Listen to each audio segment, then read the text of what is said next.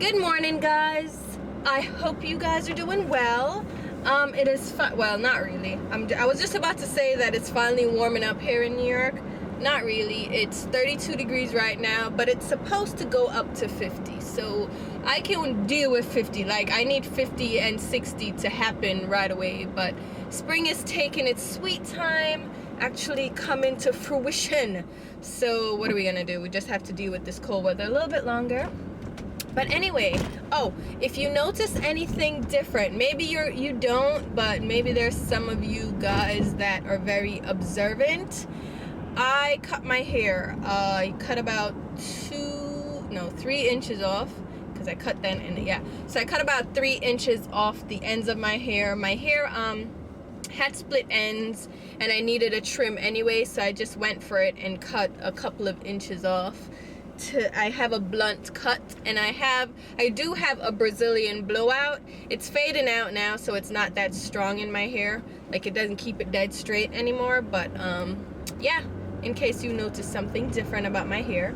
So today I wanted to talk about something that it's trivial, but it's interesting at the same time. And it's about the Karrueche Tran interview on Ilanda. Is it Ilanda? Is that how it's? I don't know. Ilana Fixed My Life. That's on the Oprah network. So it's Fixed My Life, and she is, I guess she's some kind of therapist, and she meets with different people. It used to be just regular people that have issues, and she helps them work through it, you know. And then it graduated to social spectacles. Like, she interviewed the dude that has 27 kids with 14 women or something like that. I think it's something like that. Some absurd number of kids with like a whole lot of women, and the women just kept getting pregnant. I'm just like, I can't, right? And she started doing celebrities. So she did, what's his name? Let me DMX. She did him and his son. And then this past weekend she did Karrueche Tran, and she was interviewing her about her relationship with Chris Brown. So for those of you who don't know Karrueche Tran, yeah, that's her name, right? She is a model. She is really just a social girl that's cute enough, and I guess she does modeling too, and like hosting at parties. And she dated Chris Brown. Yes. And she dated Chris Brown right after he broke up with Rihanna. Right after the fiasco with them and his whole domestic abuse situation, which that's another thing, because I have not been able to get with Chris Brown since then. It's just tainted my whole view of him, and I don't feel like he's completely reformed from that time. So I just still can't get with him. I like some of his music, but I can't vibe with him really. It throws me off. Anyway, that's a whole different thing. So him and Rihanna broke up, and they were still going back and forth, you know, in secret, because Rihanna also did her interview with Oprah back in the day. But it was a toxic situation, but it was one of those toxic situations that she just couldn't let go. And then Karrueche Tran was kind of the girlfriend at the time, and Chris Brown was cheating on Karrueche Tran with Rihanna. Yes, man, big mix up on excitement. And then he ended up recently fathering a child with another woman that he cheated on Karrueche Tran again with. And it's just back and forth, and people are just like, what the hell is this girl still doing with him? Like, she's been with him while he was in prison. They've had like public outbursts. Like, he's called her all sorts of names, called her out her name, spread all kinds of drama about what they do, saying that they did threesomes and she needs to sit down and blah blah blah. Like, it's just dramatic. And the fact that it's playing out in social media, and they're celebrities in their own right, like she became known because of Chris Brown. So they're celebrities in their own right, and people are interested in their relationship, and it's it's a fiasco is what it is. It just goes back and forth, and social media is just a mess. And this new generation with the oversharing, it's just, once they break up, they go crazy on social media. And I'm happy that going through my life, growing up and dealing with relationships and breakups, I didn't have social media to contend with, because you can, when you're hurt, when you're angry, when you're upset, you can go crazy and post all kinds of things to get your thoughts out there. Now, personally, I'm a private person, so I don't necessarily, I wouldn't necessarily overshare anyway, because that's not me. I find it very tacky to overshare certain things. You know, I might put up little phrases, little saying, little things, but I don't overshare my personal life, right? So anyway, she's up on the show, right? And she's talking about their relationship and how she went through this with him. He cheated on her. He broke her heart. He hurt her. He put her through all these things. And Ilana was like, yo, are you done? You need to be done. Clear yourself of this toxic relationship. Let it go. Let it go.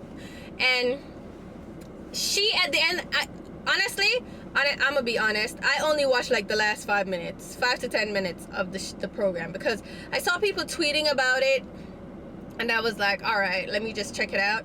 But I can't watch the foolishness. Like, I can't watch a train wreck happen.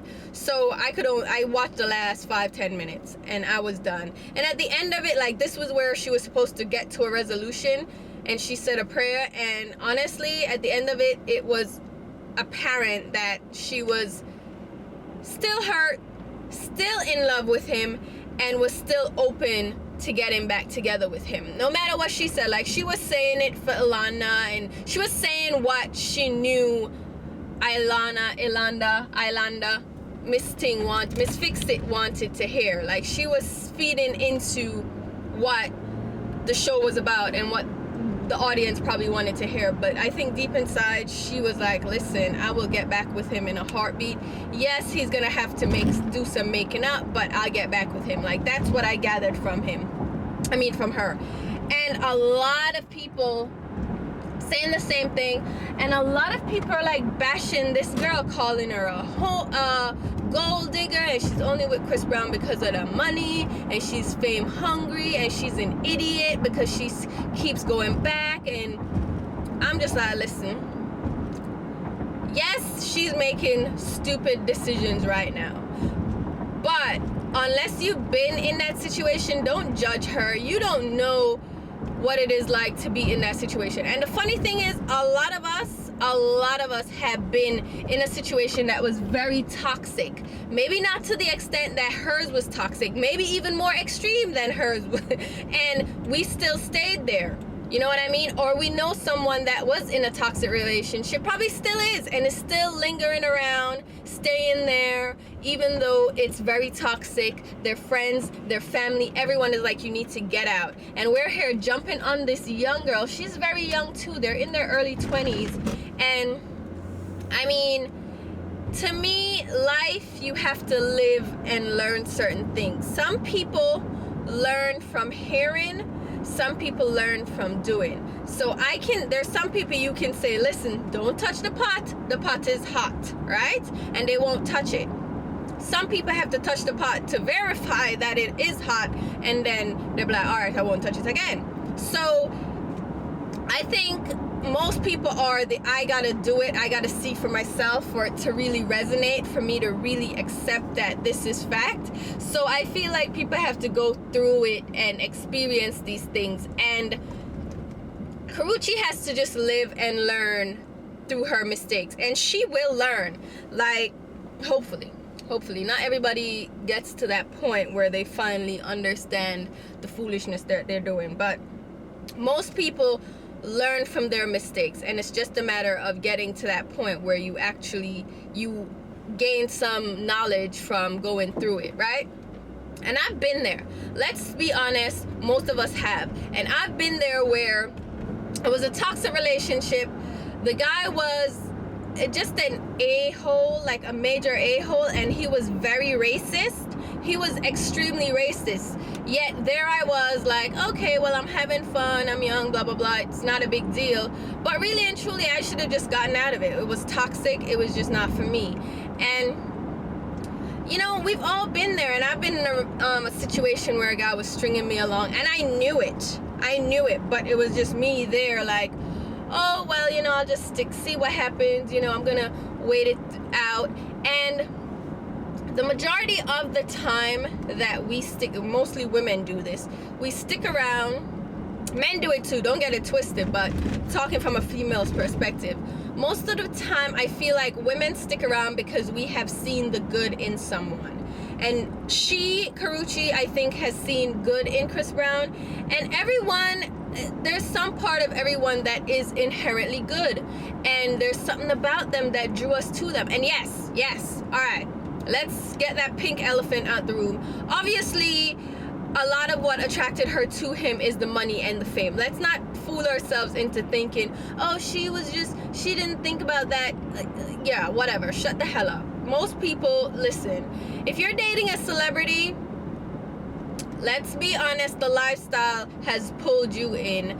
I don't want to hear it. Oh, you know, no, that's not what I'm about. Yeah, you can get to liking the person and liking their personality, and you actually click. But initially, that initial pull, that initial draw has something to do with their celebrity and their money and the lifestyle. So don't fool yourself. Let's not fool ourselves. So obviously she was drawn in by that. And then I think she saw some good in Chris Brown, and Chris Brown seems to have the magic stick or something, because Rihanna was a hot mess and a big fool with him. Even though she had her own money, her own fame, like she could live her own lifestyle, she was still so caught up in the whirlwind of Chris Brown. I don't know what is going on with Chris Brown and his stick, but Karrueche is caught up in that same whirlwind. And it's just, oh my God, I think Chris Brown probably is that guy that makes you laugh. He's fun to be around, and when he's with you, he probably makes you feel special, and you know. But then that's just the cover for the dirty slime ball that he really is. Like, he hasn't gotten past the slime ball stage yet. He's still young, and a lot of young men with money and fame are slime balls. Sorry, it is what it is. And he hasn't gotten past that phase yet. And she's just there like, well, if I stick around, he'll change. He'll come around. He'll get this out his system, and he'll finally get to the point where I'm gonna be his wife and we're gonna live happily ever after with the white picket fence. And that's what a lot of us do. We stick around because we think, well, they're good people. I've seen the good. Eventually, they're going to get to that point where they, like a recovering alcoholic, they're going to be off the wagon and they're going to be good to me and they're going to treat me well. They just need to get this out their system, and I'm just going to be there and I'm going to show them how great I am, and I'm going to be ride or die, which ride or die, you can keep that mess for yourself. Ain't nobody, first of all, if you cheat on me, I'm out. That is not a question. Let me freaking find out. I am done, because I am in no competition with, no, bye. No, I am not here for it. Valerie, good daughter? No. Valerie, good one daughter? No, she can't put up with them foolishness there. So I'm not here for it. But a lot of people will be like, oh, well, he cheated on me once, but I forgave him, and he had a child on me, but so what? You know, I forgave him. He came back home. He came back to number one, the day one. What you don't realize, he's just coming back because you are kind of like the rug he can wipe his feet off on, and you'll still be there tomorrow. So no matter what he does, he'll still have you as somebody in his corner. So you're just the backup. You're just there because you're there. You're like the last resort. So imagine that. So a lot of us end up in these relationships and they're toxic, and we stick around because we think it's gonna get better. It has to, like, it can't get any worse, right? So it's not right, but I feel like she has to go through it and learn for herself and make that decision on her own. And it's something, she strikes me as that type of person that she's not gonna listen to anybody else. She just has to go through it on her own and figure it out, like most of us do, and just she's gonna grow and she's gonna learn from it. Most of us have that one person that made us act like the biggest idiot ever, but you know, she'll get over it, she'll get by it. It's just one of those things. So let's talk about it, right? Yeah, let's talk about it. Leave me your comments. Have you been in that situation before where you were in a toxic relationship and you were just like, crap, this guy is such a waste of my time, but yet I can't let it go? I cannot just let it go. Like, you've been there, and you know, you probably in your head you're like, you're an idiot, let it go, stop. But the moment he calls, you're like, oh my god, hi. We've all been there. So let's talk about it. I don't think it's something we need to jump on her for. It's just, it's one of her growing pains. It's one of those things. So let me know your thoughts, and I'll talk to you soon. Bye.